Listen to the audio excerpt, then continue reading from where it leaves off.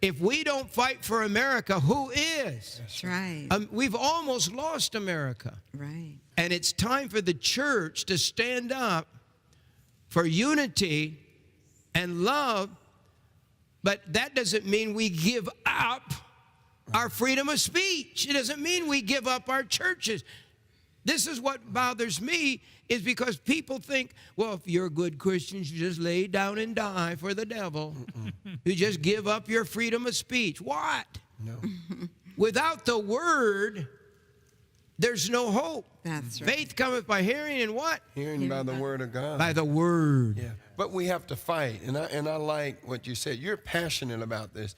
Every believer, every Christian, every minister ought to be rejoicing right now because we have the freedom of speech, you know. And I've known pastors across the country that wanted to convey certain things to their congregations, but they were afraid that if you say something, it could affect your status of the church. And but now, hey, we're going to cry loud and spare not and lift up our voice like a trumpet in Zion. Amen? So, you're right. So we are passionate about this, and we're thankful. Yes, we are. Here's what I think is happening. I think we, as Christians in the United States of America, this is such a new thing for us. What we have witnessed with the president signing this bill, this executive order, he signed this order, for this to happen. It goes back to 1954, the whole Johnson Amendment thing.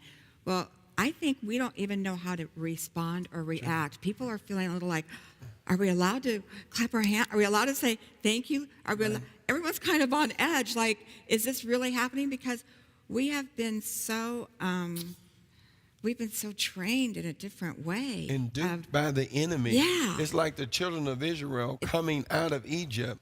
Bodily, but mentally, they were still enslaved by the enemy. That's what it is, because we've been so conditioned. Absolutely. We've been so conditioned to act a certain way, be a certain way. Don't say this. You get in trouble if you say that in church. We have allowed I think we have allowed the culture to tell the church how to live, what to think, how to act. Yes. And the culture has infiltrated the way the church is supposed to act. That's it, I come from a culture that in the inner city that you don't care about what people think. You just be you. Yes. When you live in Christ, you have the freedom to be you. So why allow the culture to dictate what the church should do and what do we preach about? Right. Should we lay hands on people? Should we get involved with community service? That, you know, Joel on his comment, he said, all they want the church to do is to feed the poor and shut up. That's what he said. That's all the church is good for, is to feed the poor, shut up, and go back to the corner.